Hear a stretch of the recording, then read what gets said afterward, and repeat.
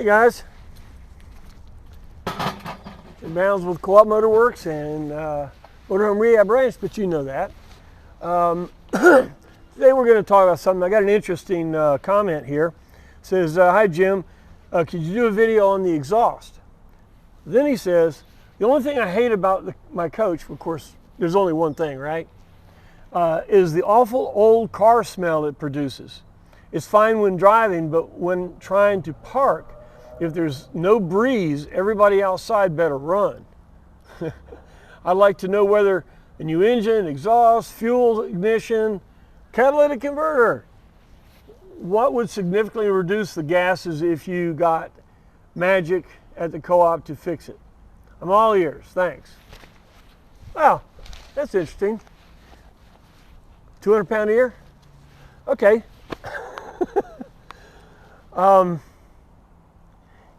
It may or may not be your exhaust system, okay? Because it could be that the engine is rich. You may need to tune the engine because when it turns off, if it's really smelly at the exhaust, in the tailpipe, it could be burning rich and there could be a bunch of junk in the tailpipe. Okay, it could be.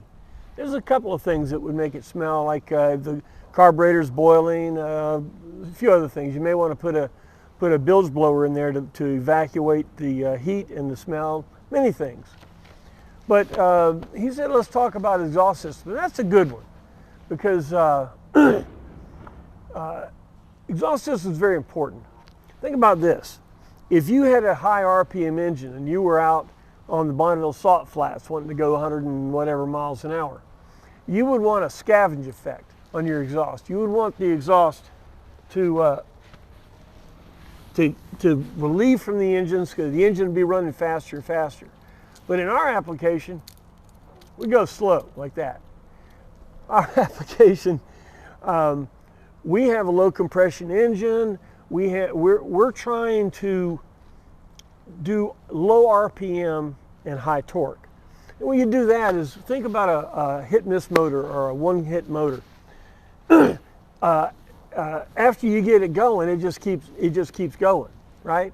And how do you start one of them? You might see them. They took a sock and put it in the exhaust system, get the thing to pop, because that gives enough compression to get the thing to start. Well, in our situation, with a low RPM engine, you want a certain amount of back pressure. Okay, I'm really not a fan of high flow exhaust system, trying to get high flow, bigger pipes and all that. I actually want a certain amount of restriction in there. Stock pipes you want to use because there's a silicon donut in there. I mean, think about it. Back in the early 70s, they used a silicon donut, silicon gasket in there because it wouldn't get hot. And it isolated the exhaust pipe from the frame. Well, the hole is 3 inches. Well, if you shove a 3-inch pipe through there, the exhaust pipe is hitting the frame. So then it's vibrating right into the frame. Okay? So if you don't want it really noisy and things like that, put a stock pipe in there and let it be suspended by those original silicon donuts and a 3-inch pipe that's welded to it. You've probably seen what I'm talking about. If not, give me a call. I'll try to shoot you a picture.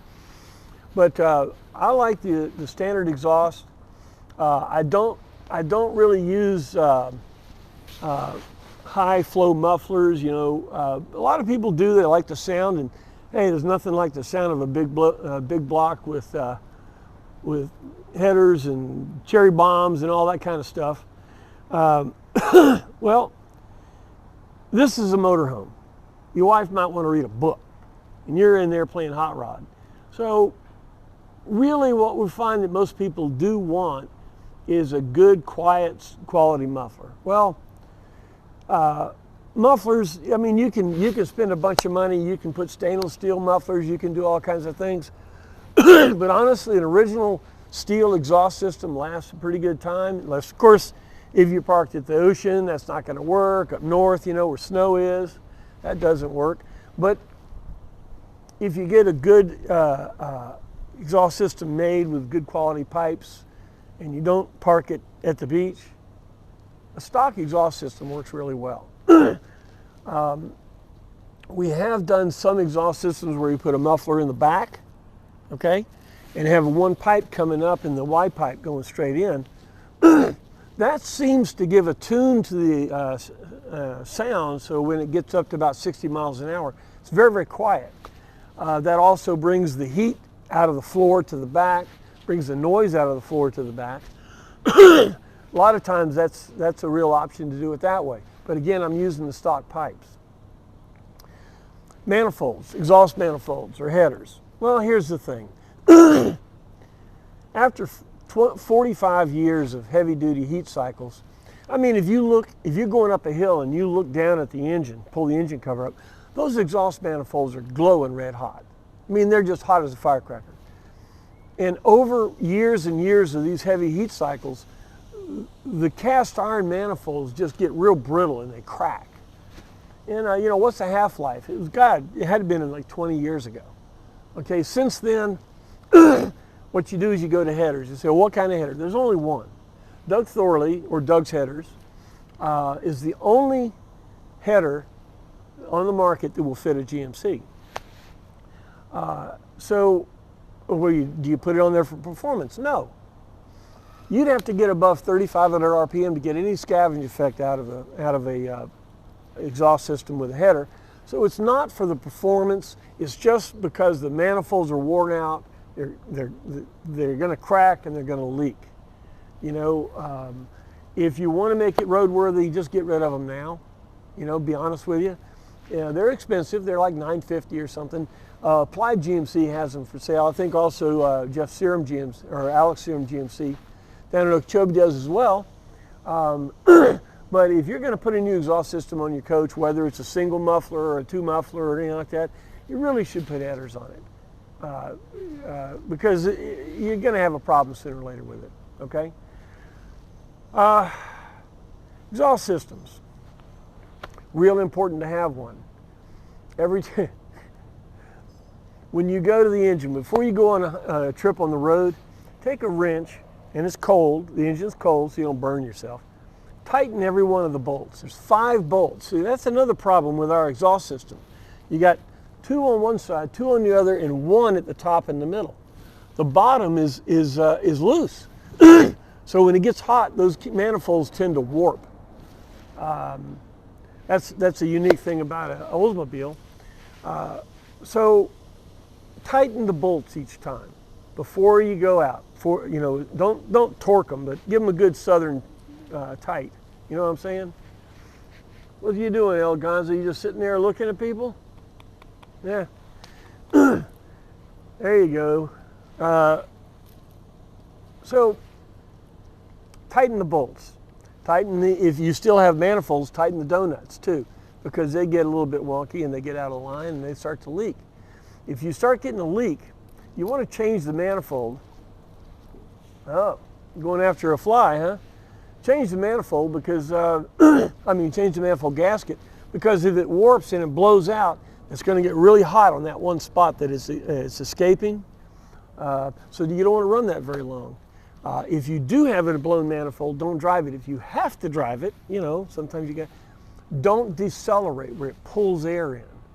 Okay, just ride nice and smooth. Try not to even get it hot, because that's a very, very important deal. If you accelerate and back off of it and suck air in there, you could burn a valve.